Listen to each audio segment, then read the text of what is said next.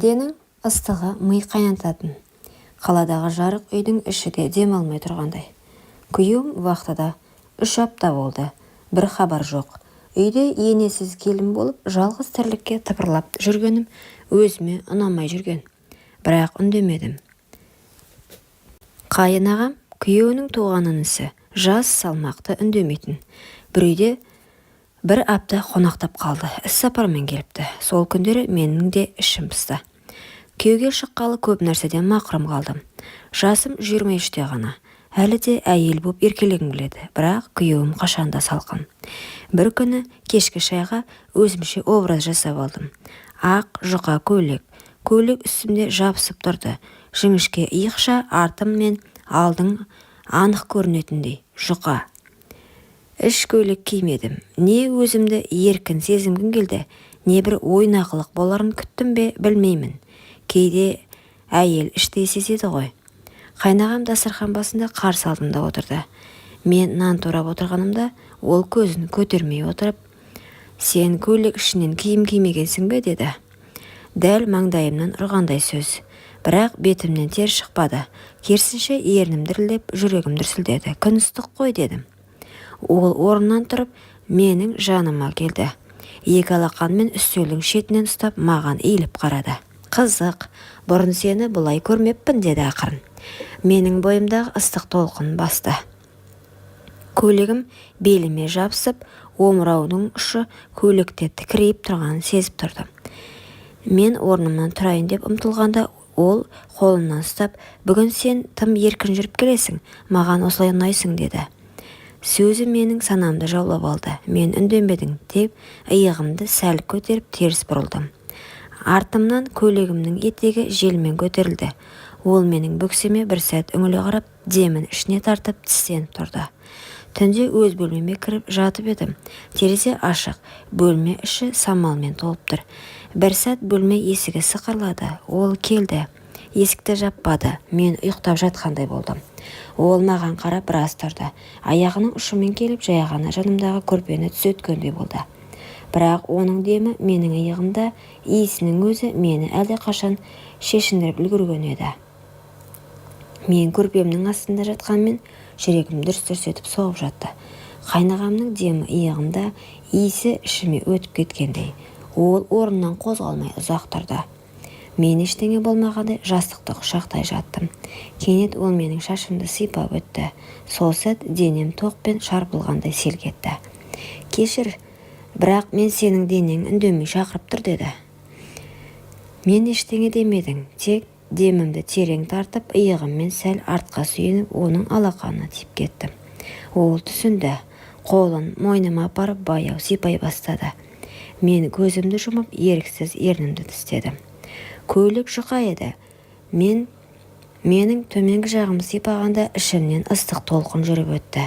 Ол алақанмен арқамды жайлап сипап, көйлекті жоғары қарай сырғатты. Мен еш қарсылық танытпадым. Тек жамбасын сәл итеріп, оның не істейтінін күтіп жаттым. Көйлек бөксемнен жоғары көтерілді. Оның алақаны жалаңаш санымда. Мен ересек әйелдерді емес, алғаш рет тыйым бұзылғалы тұрған қыздай құштарлықпен ұстап тұрды. «Аяулым» деді, жылағандай дауыспен. «Сені бұрыннан аңсадым». Мен терең дем алып, ақырын ғана, «Бүгін үнсіз болайық» дедім. Сол сәт бәрі тоқтап қалғандай. Көйлек бір итеріп шешілді. Мен оның алдында киімсіз тұрғанымды сездім, бірақ ұялмадым.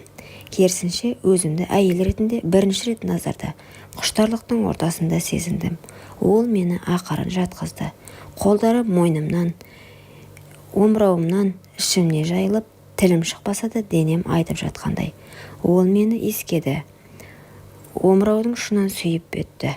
Бетім ыстықтап кетті. Мен ернімді тістеп көзімді жұмдым. Сол түн ол мені күйеуімнен бұрын әйел етті. Түн өтіп кеткен, бәрі үнсіз, терезе сыртында тек желдің сызылы ғана. Мен төсекте әлде оның құшағының ыстығын сезіп жатым. Көйлек жерге түсіп қалған. Тәнім шаршағанмен жаным ояу. Ішімдегі бір түйін тарқап, өзімді босатқан адамдай сезіндім. Кенет есік сықырлады. Мен селк еттім. Бірақ ол ғана екен. Қолында бір кесе шай. Көзіне тіке қарап, «Сен енді менің әйелімсің» деді, баяу ғана. Мен көзімді тайдырып, сенің ініңе тұрмысқа шыққанмын дедім, әлсіз дауыспен. Ол жанымда тізерлеп отырып, шайды үстелге қойып, бетіме қара еңкейді. Ол менің қолымды алды да баяу ернімді сүйіп алақанымен бетін басты. Сенің денеңнен кеткім келмейді деді тағы да. Ол қайта тізерлеп, менің тіземе қолына барып, баяу тізеден жоғарылай сипай бастады. Мен ыстықтан дір ете түстім. Тоқта дедім жай ғана, бірақ денем тоқтамай жатқандай. Ол қолын тоқтатпады, тек сұрады. Сен мені қаламайсың ба деді. Мен үндемедім. Бірақ аяғымды сәл ашып өзіме жауап бердім. Ол жай ғана күліп маңдайымнан сүйді. Бүгін ешкімнің әйелі емессің, сен менікісің деді. Үйдің есігі сарт етті. Кенеттен дыбыс ете қалған дауыс естілді. Кім бар үйде? Ол еді, күйеуім. Бір ай ерте вахтадан келіп алыпты. Мен орнымнан тұрып, ішімдегі әлдебір сұмдық сезімді баса алмай жүргенімді ұстадым. Күйеуім бөлмеге кіріп, балаларын құшақтап, маған сәл жымиып қарады. Жағдай қалай, сағындыңдар ма? Иә дедім сыбырлап. Ол маған жақындады. Бірақ мен еріксіз шегіне бердім. Сол сәтте ол қасына келіп, қолымды ұстады да, сен өзгеріп кетіпсің, көзің басқа. Мойныңда белгі тұр ғой, не болып жүр деді. Мен дереу теріс айналып, ештеңе емес, балалармен әбігер болғаным ғой дедім. Кешкі астан кейін бәрі тынышталып, күн туа бере күйеуім жатын бөлмеде мені жанына тартты. Бірақ мен тартынбадым. Неге? Бұрынғыдай емессің. Жоқ, сенің денең өзгеріп кеткен. Жүктісің бе деді. Мен орнымнан атып тұрып, қой, тыныш жатшы дедім. Мен қалай жауап берерімді білмей қалдым. Тек көзімнен жас парлап төмен қарадым. Сен үндемеген сайын күдігім арта берді. Кімнен бұл бала деді.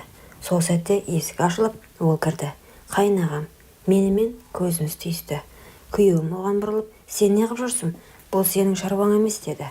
Бірақ ол тіке қарап, бұл бала менікі деді. Ол үй ішінде өлі тыныштық орнады. Күйеуімнің көзі шарасына шықты. Сен не дедің? Сен менің ағамсың. Ол менің әйелім. Сен не істедің деді. Қайнаған сілейіп тұрған інісіне қарап, мен күнде әр үйдің бұрышынан оның жылағанын естейтінмін. Сен жоқ кезде мен жүріппін. Бірақ бұл ойнасы емес, мен оны шын сүйіп қалдым деді. Күйеуім орнынан тұрып, екеумізге алма-қайза қарап тұрып, жүріңдер, екеуіңде бұл үйден кетесіңдер деді. Сен менің әйелім емессің. Менің анамның жатқан топырағы асты үстіне келер, мұндай масқараға деп айқай салды. Мен үнсіз жылап тұрдым. Оның айғай емес, жүрегінің жарасы көбірек ауыртты. Сол сәтте есікті тарс жауып, үйден жүгіріп шығып кеттім. Арада 2 ай өтті. Мен жертөледе бір бөлмелі жалдамалы үйде 3 баламен отырмын. Ішімде бала қозғала бастады.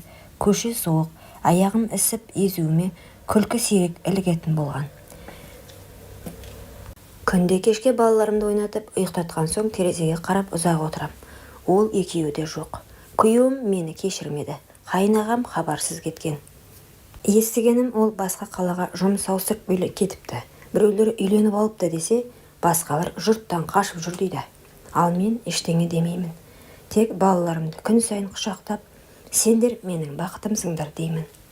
Бір күні балам, анашым, әкеміз кім деп сұрады. Ішім қанжылап тұрса да, сендердің әкелерің көкте, жүректеріңде дедім жай ғана. Бұл оқиғада бір сәттік әлсіздік өмірлік өкінішке айналды. Құрметті оқырман, өмірден алынған шынайы оқиғаларды тыңдағыңыз келсе, менің арнама тіркеліп, лайк, комментарий жазып қолдап кетіңіздер.